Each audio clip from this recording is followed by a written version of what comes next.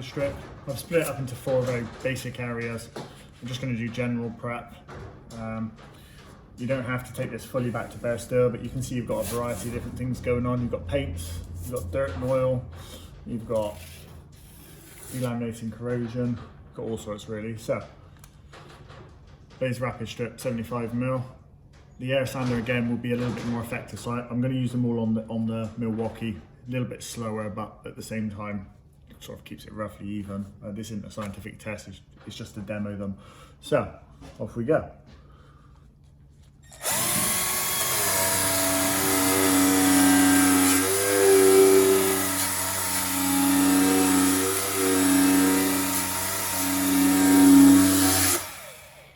So you can see there, thin through the paint fine, find lots of little problems underneath. You can just about make out some of them beforehand.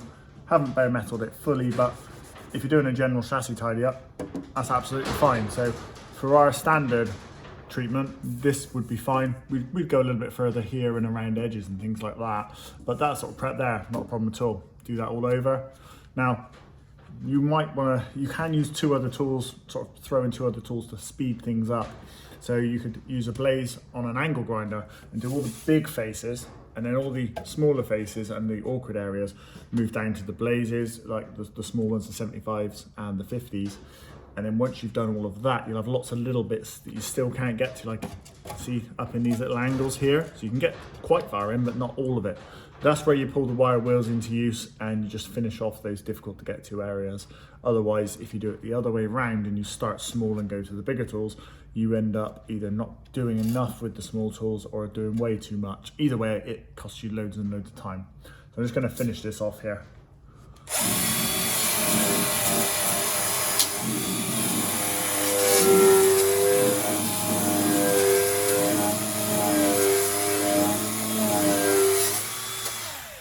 So that's taking that through there, taking that back to metal up there. And you do need to be careful, like if you're touching clips and things like that, you touch a pipe, you will mark it, thin it.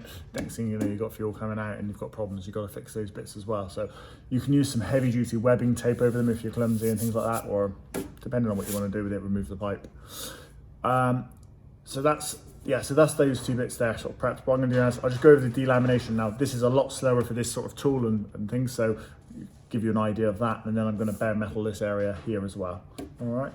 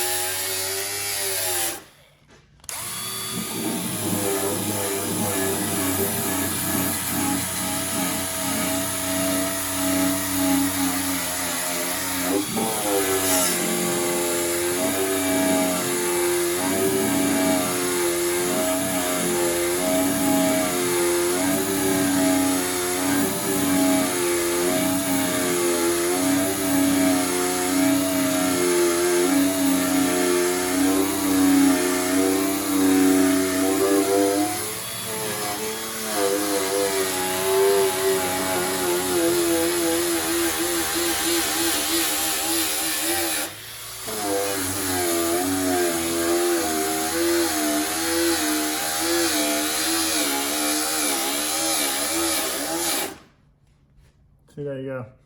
No real damage to the pad, and just keeps on going. A little bit more up here you can get into, so. There you go, it's all gone, so you can actually see that's gone into the metal. So you can blend welds to a degree with it, but I personally wouldn't. Leaves a nice key. I still tend to whip it over with a coarse grit DA on the 40 grit pads after anyway, but you can see there's a rougher one there. But if you're doing it flat, not fully flat again, like I said earlier, just off at a slight angle, it will leave it a bit smoother. Most paints will bond to that, but the rougher it is, the more it's going to bond, the less problems you're likely to have later on. So, and as you're doing this kind of thing, unless you're doing concours work, you may as well go with the extra adhesion. So we'll switch over pad now. So I haven't really covered this off. There is a button to press on this one, and then on the air sander there isn't. Just plonk that up there.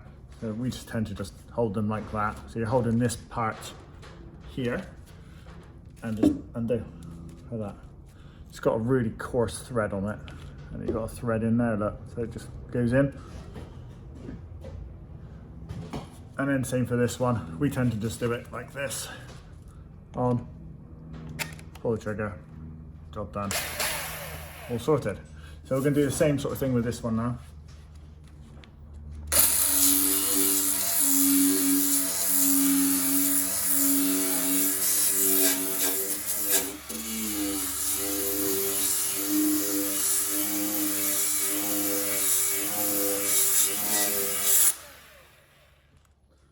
So you can see that similar sort of effect overall, ever so slightly faster, but it is more likely to clog, and when you're using this for a longer period of time, you will find if you keep doing this sort of work, these ends will get more and more clogged and they won't clear so well. That's why we stick with the rapid strip. So I'll do the same as the other side now. I'll just take that down again to bare metal around this hole and things, and then we'll take back this delamination along with these little bits of goo at the bottom.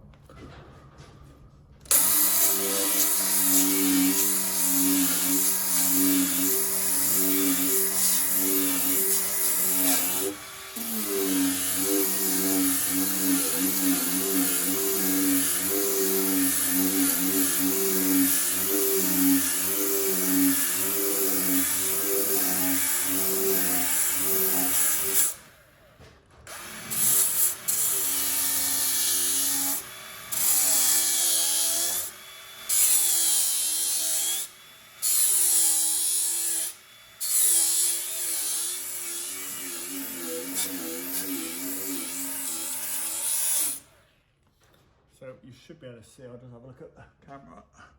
Yeah, so you can see there, that's giving you a much more coarse key for your paint. Absolutely perfect for it. So you can finish off with this or a coarse DA, whichever you prefer. And as I say, as these start to clog, they will slow down before you've kind of worn them out. So if you're doing clean work, relatively clean work like this, not a problem. If it's a bit messier and you've got gloopy bits and things like that from over here, that's not one to be using. So get it cleaner first, and then if you're going to use your flap, crack on with that. So we'll switch over tool again. So we're going to drop the flap disc, and we're going to move over to the ceramic disc. Now, again, these weren't my favorites, but now I really like these. For blending welds and things, these are absolutely phenomenal. So, again, we'll do the same thing. Whip over the area and show you roughly what it does, and then we'll get into the rust.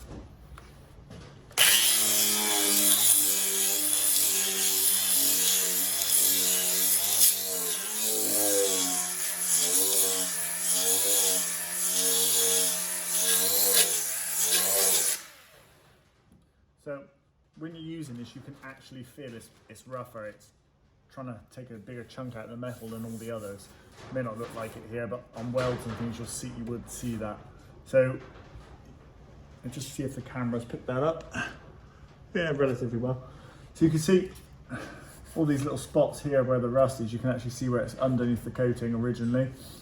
Now, if you just sort of clean that down and chucked a wax on top, this would be underneath that paint, which is why it's important to at least take the top oxidization off, just so your paint can bond directly, depending on what sort of paint you're using, what sort of prep standards, that kind of thing. So again, take this one down to bare metal, and we'll do this edge here. This will eat into this edge much better than the Blaze Rapid strip, but then it'll also chew a lot more metal. So if that was a thin edge on a panel, you really don't want to be using that. But if it's thicker steel like this, crack on, not a problem.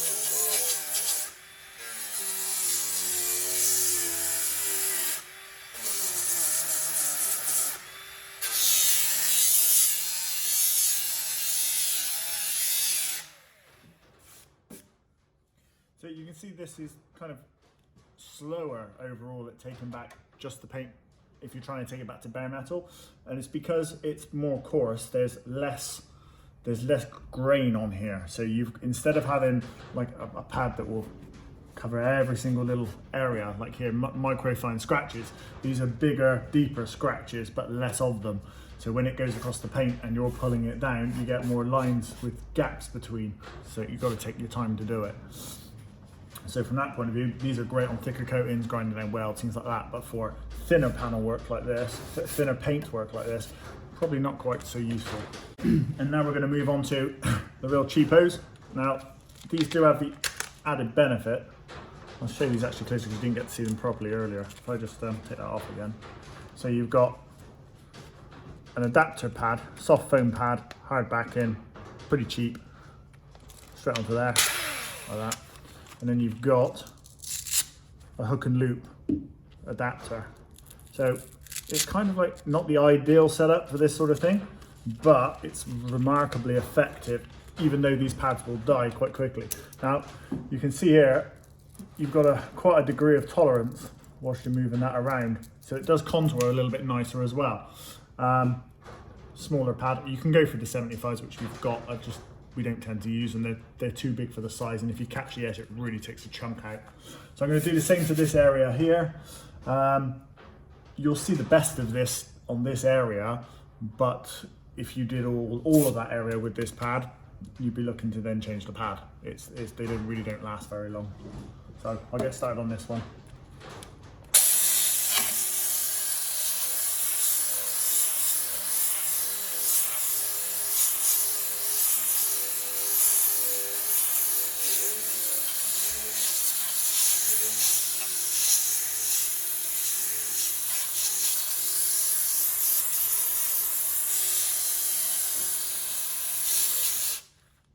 So that's thinned all of that panel down, all that paint down, sorry, keyed it all up. You can see the bits of rust underneath, but they've all now been exposed. You can see the bits of paint that have flaked off.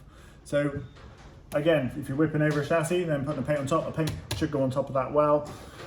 Is that enough prep? Depends on what product you're using and how long you want it to last, but that is a way of doing it. But now to take it right down, this will take longer.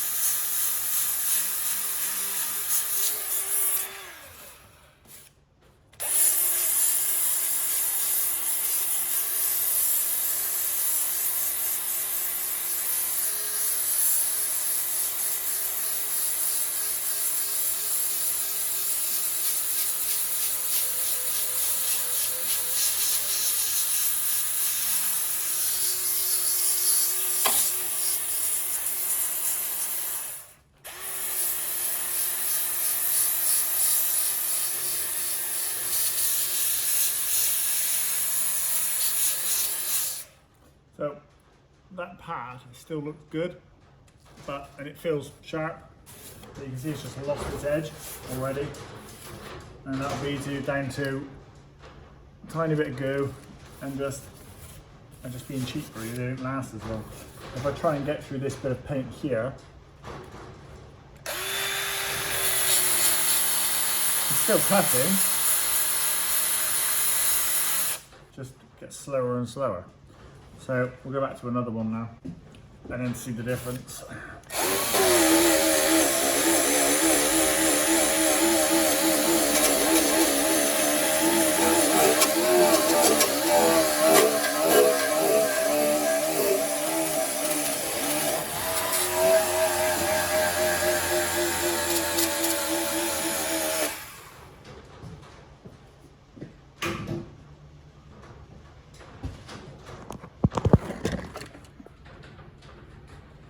See the difference here. Look, it's now keyed largely into that corrosion. Again, we should just whip the edge of the wheel up both sides of this, which will just be a web inside that's welded. It just changes the profile of the outside of the steel. Here you've got the ceramic, which puts some pretty deep grooves in. And you've got the flap. Now, the flap here really does look the most impressive. But you can see, depending on your technique, So you can see the blaze rapid strip is here and it's here. And that's just down to how hard you press and how fast you move, that kind of thing. So the rapid strip overall is like definitely our favorite. We use lots of those. In prepping areas like this, again, you're going to be looking at getting in there as best you can. So you can see you can't really fit that one in there. So if you've worn him down a bit, that's great. If not, go into 50mm. You can get to a reasonable amount in there, and then after that you're into wire wheels, end abrasives. So it's like wire wheels on the end of drill bits, all sorts of things like that, really. And then once you've done that, you'll be onto things like stripe coating for all the edges and bits and bobs. So I think that covers off the abrasives. I think I've mumbled way too much. So yeah, that'll cover that off. On the back of that, we will then do another video on the wire wheels and on the ankle grinder. So you can kind of join the three up together and get a really good idea for the best sort of combination that's going to work for you.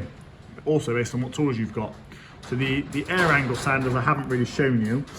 And they work really, really well. They're much faster and a little bit lighter, but again, you've got to have a compressor to run them and the airline, etc., to work with that.